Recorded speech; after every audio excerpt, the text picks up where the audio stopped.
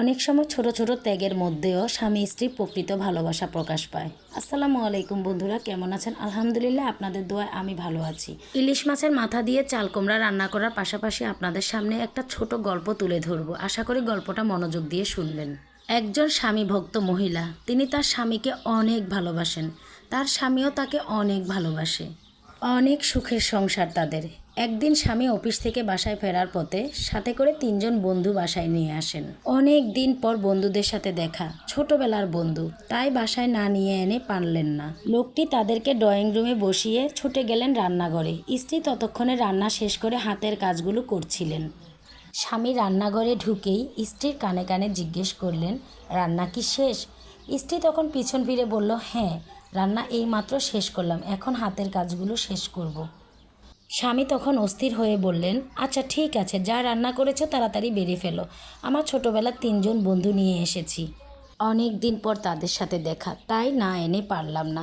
স্ত্রী মুচকি হেসে বলল, সেটা তো স্বাভাবিক।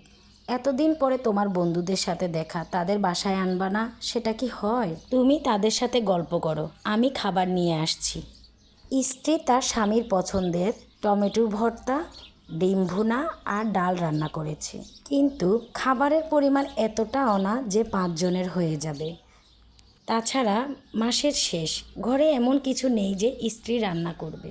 স্ত্রী তাড়াতাড়ি বাসন মাজার কাজটা সেরে খাবার বেড়ে নিলেন। স্বামী অন্য রুমে বন্ধুদের সাথে গল্প করছে।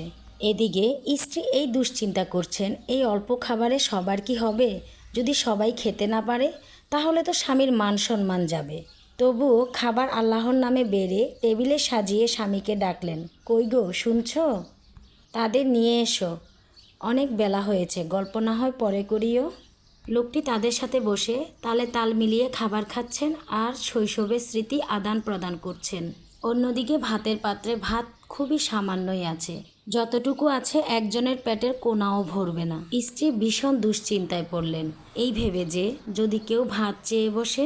বন্ধুরা পেট ভরে খেয়ে স্বামীকে জিজ্ঞেস করলেন, তুই আর আগের মতো খেতে পারিস না কেন রে? তোর থালার অর্ধেকটা ভাত তো রয়েই গেছে। স্বামী খুব ভালো করেই জানেন ঘরে আর খাবার নেই, কেননা তিনি পাকঘরে দেখেছিলেন খাবারের পরিমাণ খুবই অল্প আছে। স্বামী মুচকি হেসে বললেন, আরে দোস্ত, আমি না কদিন ধরে ডায়েটে আছি, পেটটা বেশ বেড়ে গেছে। তোর ভাবিও বকা দেয়, পরে যদি আমায় ছেড়ে দেয়, তাই আমি পেটটাকেই ছেড়ে দিচ্ছি। বন্ধু মহলে হাসির রোল পড়ে গেল। এরপর সবাই খেয়ে দিয়ে যার যে সবাই চলে গেল। এদিকে স্ত্রী এসে স্বামীকে জিজ্ঞেস করলো, আপনি বন্ধুদের মিথ্যে কথা বললেন কেন? আপনি তো ডায়েট করেন না।